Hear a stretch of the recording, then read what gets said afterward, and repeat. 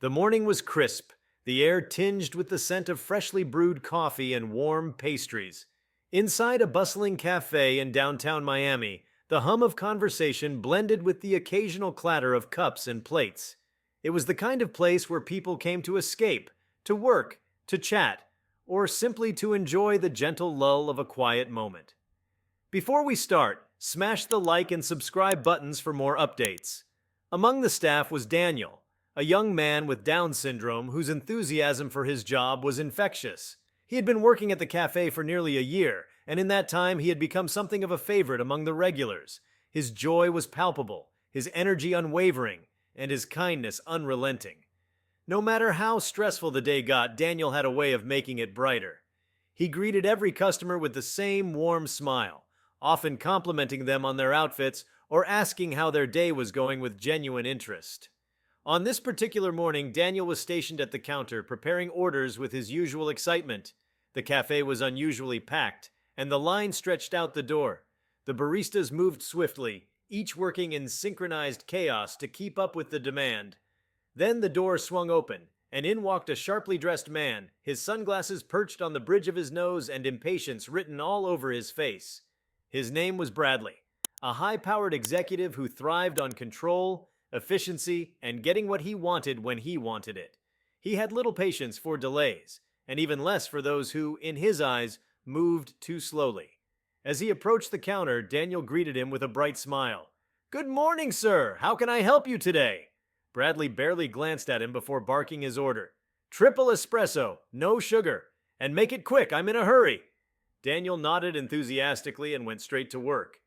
But the sheer volume of orders had already slowed things down. As he reached for the espresso machine, his hands trembled slightly with nervous energy, his determination evident in his concentrated expression. Bradley, meanwhile, tapped his foot, checking his watch every few seconds. Come on," he muttered under his breath. A few moments later, Daniel placed the small cup on the counter. "Here you go, sir. A triple espresso, no sugar. Hope you have a great day." But instead of thanking him, Bradley's face twisted in frustration. He picked up the cup, inspected it, then frowned deeply. "Are you kidding me?" Daniel blinked. "Is something wrong, sir?" "You tell me," Bradley snapped. "I said triple espresso. This looks like a double. Do you even know how to do your job?" Daniel hesitated, his fingers twitching slightly. "I'm really sorry, sir. I can fix it right away." He reached for the machine again, but Bradley wasn't done. "You people always mess things up," Bradley muttered under his breath, but loud enough for those around him to hear. His voice was dripping with condescension, but it was his choice of words, "you people," that made the cafe grow unusually quiet. A few heads turned. Some customers exchanged glances, discomfort flickering across their faces. The baristas behind the counter stiffened. Daniel, however, simply nodded, his usual smile wavering but still intact. "I'll make you another one right now, sir," he said cheerfully, as though the insult had bounced right off him. But Bradley wasn't done. He scoffed, shaking his head as he leaned in closer. "Honestly, why do they even hire people like you? If you can't handle a simple coffee order, maybe you should be somewhere else." The silence in the cafe became suffocating. A few gasps broke through the stillness. A mother in the corner gripped her coffee cup a little tighter, her child staring at the scene in confusion. And then from a quiet booth near the window, someone rose from their seat. No one noticed him. He moved with a quiet grace, his steps measured, his expression unreadable. He was dressed simply, just a hoodie and jeans, but there was something about his presence that commanded attention. Bradley, lost in his own arrogance, had no idea that Lionel Messi, yes, the Lionel Messi, had been sitting just a few feet away the entire time, watching the scene unfold. Messi had come in that morning hoping to enjoy a peaceful coffee before training. But as soon as he saw the way Daniel was being treated, something in him shifted. Bradley, still oblivious, continued his tirade. "I mean, do they even train you? Do they just hire anyone off the street these days?" That was when Messi spoke. His voice was calm, but it carried a weight that instantly silenced the room. "I think that's enough." Bradley turned sharply, startled. "Excuse me?" Messi took a step forward, his expression unreadable. "You don't need to speak to him that way." It was only then that Bradley's eyes registered who he was talking to.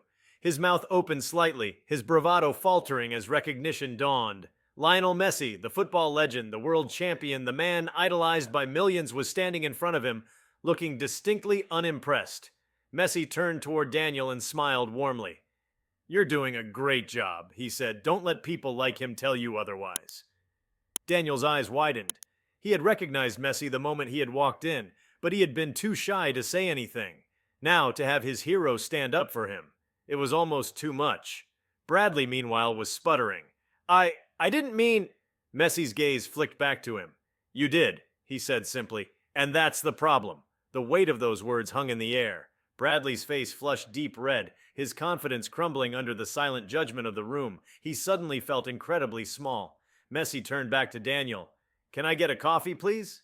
Daniel nodded, his smile returning in full force. "Of course, sir. What would you like?" Messi chuckled. "Surprise me." As Daniel moved to prepare his order, the tension in the room slowly eased. Conversations resumed, but the atmosphere had shifted. People were watching, aware of what had just happened, aware of the lesson that had been imparted without the need for shouting or threats.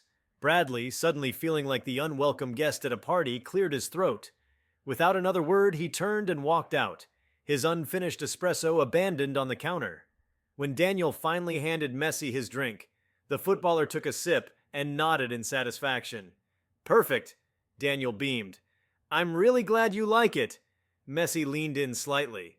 "You know," he said, his voice softer now, "people like him don't matter. What matters is how you see yourself. And from what I can tell, you're a star." Daniel's face lit up brighter than the morning sun. The world didn't change that day. Bradley would go on with his life, perhaps learning from the experience, perhaps not. But for everyone in that cafe, for Daniel and for Messi, the moment would be remembered, a testament to kindness, to standing up for what's right, and to the simple power of treating people with the dignity they deserve. The news of the incident at the cafe spread faster than anyone could have anticipated. Social media had a way of amplifying moments like these, and within hours, clips of Lionel Messi standing up for Daniel flooded the internet. People from all over the world weighed in, praising the football star for his quiet yet powerful show of respect. The cafe, once just another busy spot in Miami, suddenly became a focal point of discussion, drawing in crowds who wanted to witness the place where Messi had taken a stand. But for Daniel, the world had not changed overnight. The morning after the encounter, he woke up the same way he always did, brushing his teeth, fixing his hair, and slipping into his work uniform with a bright sense of purpose. His job meant the world to him, and even though he had faced people like Bradley before, he never let it shake his spirit. However, there was something different about today. When he arrived at the cafe, he noticed an unusual buzz in the air. His co-workers were whispering among themselves, shooting him smiles and giving him encouraging pats on the back. "Daniel," his manager Lisa called out with a wide grin, "you're famous." He frowned in confusion. "Famous? What do you mean?" Lisa laughed and pulled out her phone. "You're all over the internet. Look." Daniel leaned over, eyes widening as he saw a video of himself on the screen. It was the moment Messi had stepped in, defending him in front of everyone. The comments underneath were overwhelmingly positive. "Daniel, you're amazing! Messi proving once again why he's a legend. That smile alone deserves a Ballon d'Or." Daniel's cheeks flushed with a mixture of surprise and delight. "Wow," he whispered. "I didn't know so many people cared." Lisa squeezed his shoulder. "You matter, Daniel. People see that." As the day progressed, an influx of customers filled the cafe, more than usual. Many of them asked for Daniel by name, requesting him to take their orders just so they could interact with him. Some simply wanted to say hi, while others left generous tips and notes of appreciation. One elderly woman approached the counter, her eyes twinkling with warmth. "I saw the video, dear. My grandson has Down syndrome too. You're an inspiration." Daniel felt a lump in his throat. He wasn't used to being in the spotlight, but the kindness he was receiving made him feel more confident than ever before. "Thank you," he said sincerely. "That means a lot." But amid the sea of positivity, not everyone was pleased. Bradley, the arrogant businessman from the day before, had seen the video as well. His phone had been buzzing all night with messages, some mocking him, others condemning him for his treatment of Daniel. His company's social media page had been flooded with angry comments, calling for boycotts and demanding that he make amends. Bradley dismissed it as internet noise. People always overreacted. But as he walked into his office that morning, his assistant gave him a pointed look. "The CEO wants to see you," she said in a clipped tone. Bradley sighed, adjusting his tie as he made his way to the executive suite. The moment he stepped in, his boss, a sharp-eyed woman named Evelyn Harper, glared at him from behind her desk. "Do you have any idea how much trouble you've caused us?" she demanded, tossing a tablet onto the table. On the screen was the viral video with the headline, "Businessman humiliates employee with Down syndrome, Messi steps in." Bradley straightened his shoulders. "It was a misunderstanding," he said, forcing confidence into his voice. Evelyn's lips curled into a humorless smile. "Oh, really? Because it looks like you verbally attacked a young man with Down syndrome in front of one of the most famous athletes in the world." Bradley shifted uncomfortably. "I didn't know who he was." "That's your excuse?" she snapped. "You're getting hammered online. Sponsors are pulling back and clients are asking if our company condones this kind of behavior." Bradley clenched his jaw. "What do you want me to do?" Evelyn leaned back, eyes narrowing. "Fix it."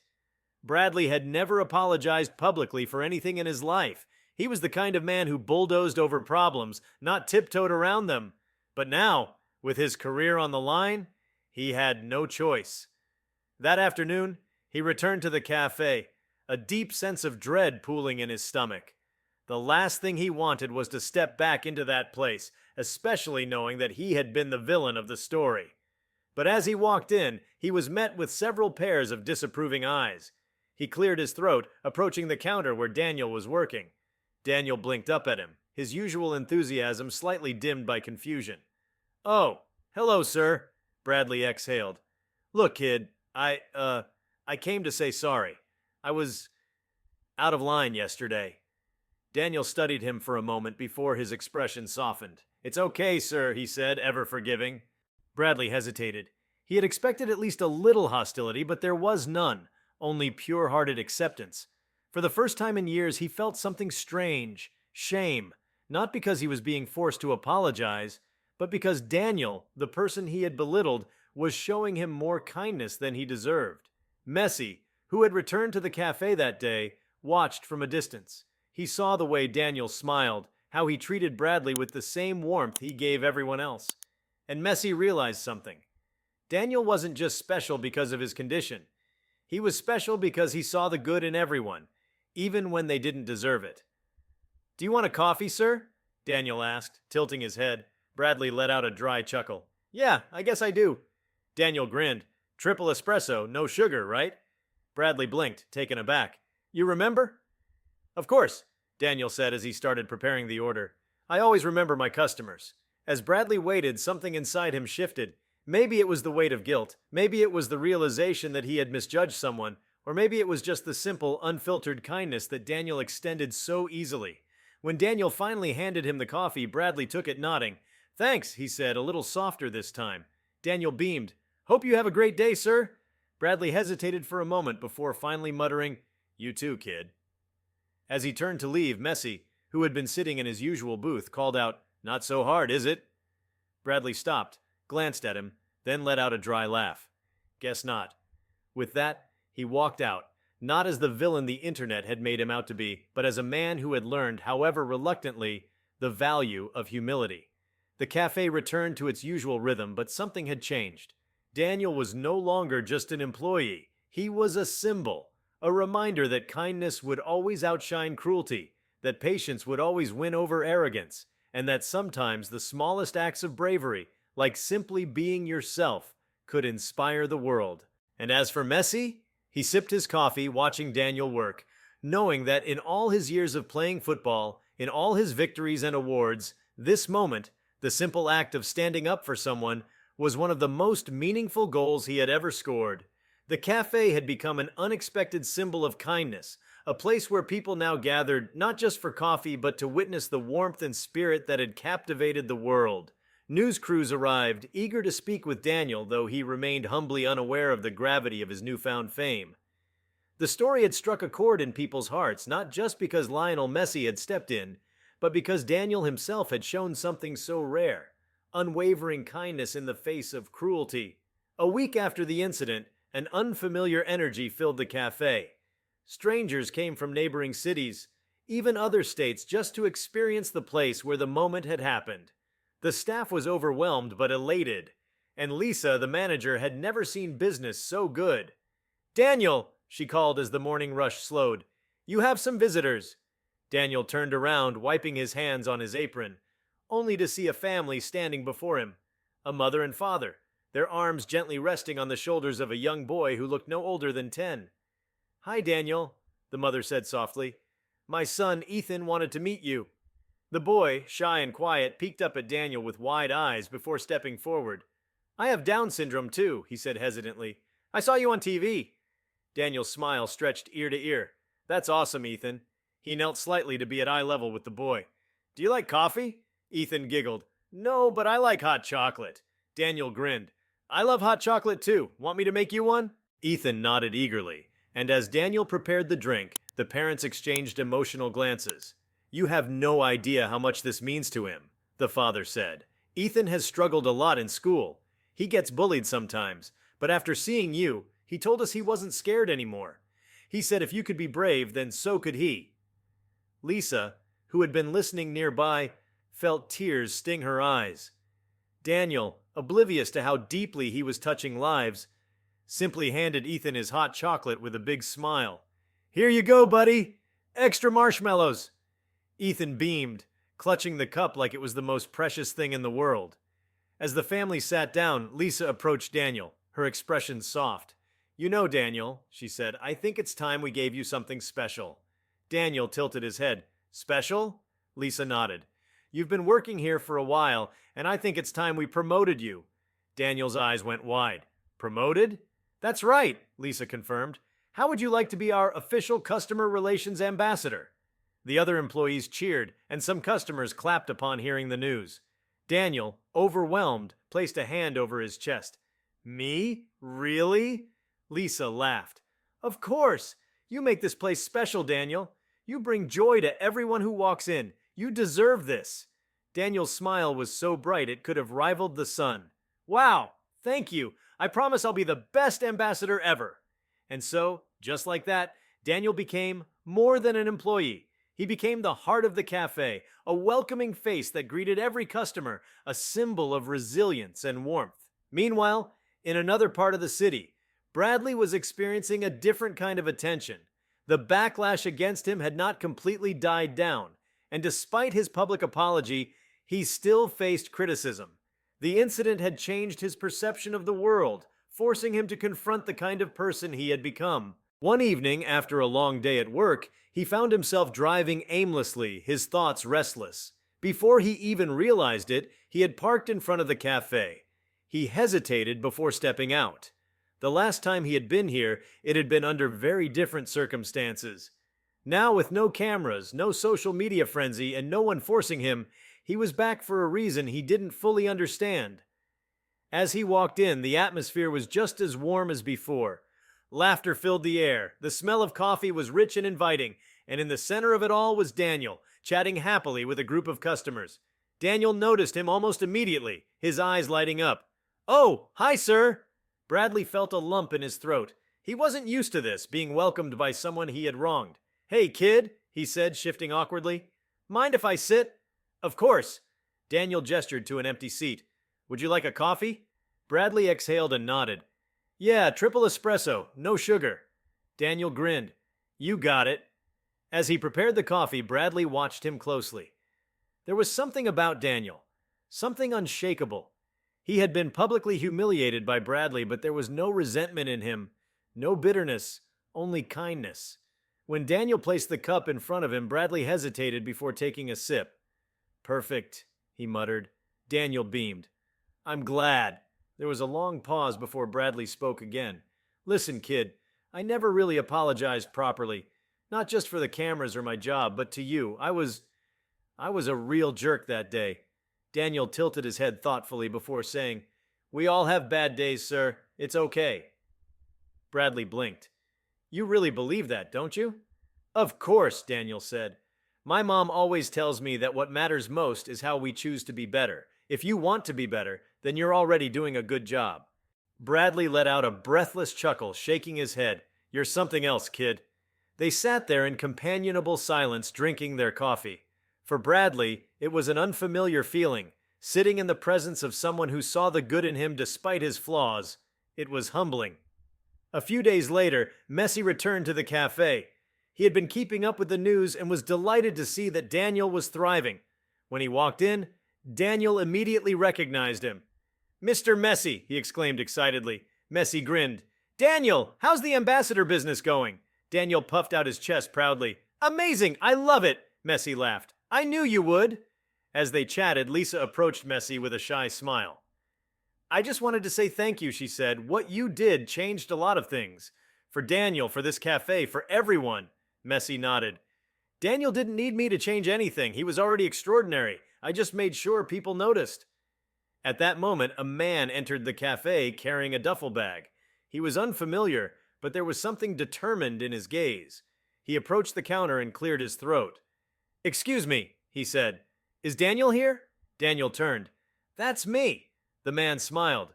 "I run a local soccer club for children with disabilities. I saw your story, and I was wondering if you'd like to come and visit the kids sometime. Maybe even give a little speech?" Daniel's jaw dropped. "Me? A speech?" "Yeah," the man said. "The kids would love to meet you. You're kind of a hero, you know." Daniel's face glowed with pride. "Wow, I'd love that." Messi placed a hand on Daniel's shoulder. "I think you'd be great at it." Daniel grinned. "Then I'll do it." That evening, as the cafe slowly emptied and the world outside quieted down, Daniel sat with Messi, sipping hot chocolate. "Mr. Messi?" he asked. "Yeah? Do you think people will remember this?" Messi smiled. "I think they'll remember you." Daniel thought about that for a moment, then nodded. "I hope they remember to be kind." Messi chuckled. "I think you've already made sure of that." And with that, the cafe, the city, and the world moved forward, forever touched by a simple moment of kindness, a moment that started with a cup of coffee but became something much greater. The next few weeks brought a whirlwind of new experiences for Daniel. Invitations poured in from schools, community centers, and organizations that wanted to hear his story. At first, the idea of speaking in front of large groups made him nervous, but every time he remembered the words of Messi and the people who had come to support him, his confidence grew. His official visit was to the local soccer club for children with disabilities. When he arrived, he was met with a chorus of excited cheers from kids who had been eagerly waiting to meet him. Some wore soccer jerseys. Others ran up to him without hesitation, and a few stood back shyly, unsure of what to say. One boy, a teenager named Carlos, approached Daniel with hesitation. He was taller than Daniel, but his eyes held a nervousness that made him seem younger. "Hey," Carlos mumbled, I just wanted to say you're really cool." Daniel's smile was immediate. "Thanks, Carlos. Do you play soccer?" Carlos hesitated before nodding. "Yeah, but I'm not very good." Daniel's face lit up. "Well, neither am I. But guess what? That doesn't matter. The important thing is having fun." Messi, who had come along to support Daniel, overheard the conversation and stepped in with a grin. "Daniel's right," he said. "Even the best players in the world started by just having fun. Want to play a little?" Carlos's jaw nearly dropped. With you?" Messi winked. "Why not?" And just like that, an impromptu game started. Daniel ran across the field, laughing as he tried to keep up with Messi and the kids. He wasn't fast, and he wasn't the best at dribbling, but none of that mattered. What mattered was the joy in his laughter, the way he cheered for everyone, and the way the kids around him felt free to be themselves. After the game, Daniel stood before the kids, his heart pounding. "I know what it's like to feel different," he said. "But being different isn't a bad thing. It's what makes us special. And no matter what anyone says, we all deserve kindness." The children clapped enthusiastically, and Carlos, who had seemed shy at first, smiled brightly. "Thank you, Daniel," he said. As the sun set, Messi and Daniel sat on the sidelines, watching the kids continue to play. "You did good today," Messi said. Daniel turned to him. "Really?" Messi nodded. "You changed someone's life today, and I have a feeling this is just the beginning." Daniel thought about that for a moment, then looked back at the field. He saw Carlos laughing with his friends, the younger kids running around with joy, and he knew Messi was right. This was just the beginning, and for the first time in his life, Daniel realized that he wasn't just part of the world, He was helping to shape it. The weeks that followed were nothing short of extraordinary for Daniel. What had started as a simple job at a cafe had evolved into something much greater, a platform for kindness, understanding, and awareness. Invitations continued to arrive, and people across the city and even beyond wanted to hear his story. But through it all, Daniel remained the same, humble, kind, and filled with the same enthusiasm he had always had. One evening, as he was finishing his shift at the cafe, Lisa approached him with a wide smile. "Daniel, guess what?" she said, barely containing her excitement. Daniel looked up from wiping down the counter. "What?" Lisa held up an envelope. "You got an invitation to an awards ceremony, and not just any ceremony. This is a Community Hero Awards event. They want to recognize you for everything you've done." Daniel's eyes widened. "Me? A hero?" Lisa nodded. "You, Daniel. You've inspired so many people. This is their way of saying thank you." Daniel hesitated, then glanced at the espresso machine he had used every day since he started working. "But I'm just a barista," he said softly. Lisa reached out and squeezed his shoulder. "You're more than that. You always have been." The ceremony was scheduled for the following week, and as the day approached, Daniel's excitement mingled with nervousness. He had never been the center of attention before, at least not like this. But Messi, who had stayed in touch with him throughout everything, reassured him. "You don't have to be anyone but yourself," Messi told him over the phone. "That's why people love you." On the evening of the event, Daniel dressed in his best suit, one his mother had picked out for him. She and his father beamed with pride as they drove him to the venue. It was a grand hall filled with people dressed in elegant attire, and the moment Daniel stepped inside, applause erupted. It took him a moment to realize that they were clapping for him. Blushing, he waved nervously as people approached him to shake his hand, thank him, and tell him how much he had inspired them. There were children, parents, teachers, and even business leaders who had been moved by his story. As the ceremony began, the host spoke about the importance of kindness and acceptance. Then, to Daniel's utter surprise, they introduced a special guest who had come to present him with his award, Lionel Messi himself. Gasps echoed through the crowd as Messi took the stage, dressed in a classic black suit, his usual humility radiating in his stance. He smiled as he took the microphone. "I've won a lot of awards in my life," he began, his voice carrying warmth. "But today, I get to present one that means more than any trophy or medal." The audience fell silent, hanging on to every word. "I met Daniel not too long ago in a little cafe," Messi continued. "I saw the way he treated people, how he handled unfairness, and how he never let cruelty change him. That's something I think we can all learn from. True strength isn't just about winning games or scoring goals. It's about how we treat others, and Daniel has shown us all what that means." Messi turned to Daniel, who was staring up at him with wide, teary eyes. "So, my friend," Messi said with a grin, "come on up here." The applause was deafening as Daniel made his way onto the stage. His hands trembled slightly as Messi handed him the award, a beautifully designed plaque engraved with his name. Daniel took a deep breath, then leaned toward the microphone. "Wow," he said, his voice filled with genuine wonder. "I never thought I'd be standing here. I just love making coffee." Laughter rippled through the audience, and Daniel smiled before continuing. "But more than that, I love making people smile. I love helping. I love being kind. And I want everyone to know that being different is not a bad thing. It's what makes us special. And no matter what, we should always be kind." The applause that followed was louder than any before. Messi patted Daniel on the back, whispering, "You did great." After the ceremony, people lined up to take photos with him, shake his hand, and tell him their stories. A woman approached him with tears in her eyes, holding the hand of a young girl. "My daughter has Down syndrome," she said, "and before she saw your story, she was struggling. She was afraid of how the world would see her. But now, she knows she can do anything." Daniel looked down at the girl, who gazed up at him with admiration. He smiled.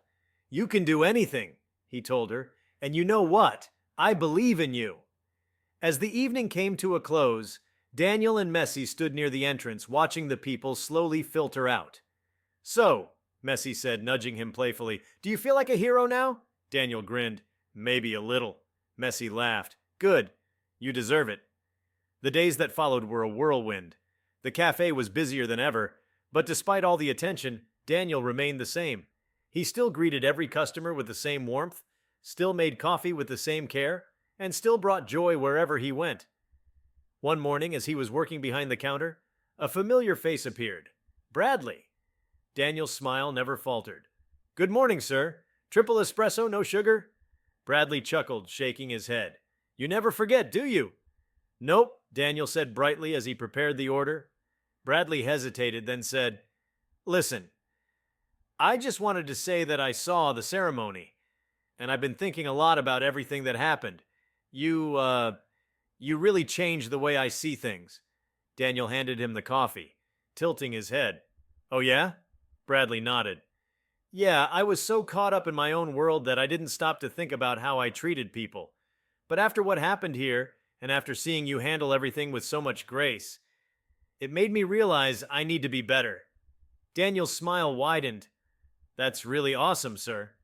Bradley nodded. "And, I want to start by supporting your cafe.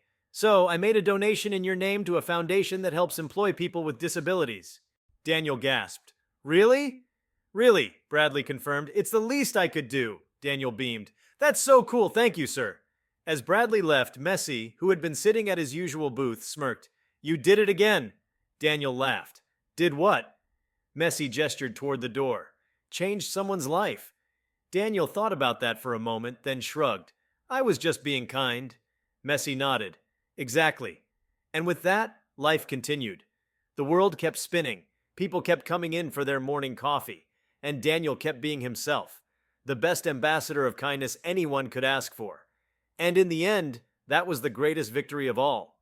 If you like this video, please give it a like and subscribe to our channel. Also, leave your comments below and tell us, what are your thoughts on a customer mistreating an employee with Down syndrome? We want to hear from you. Thank you for watching and see you next time.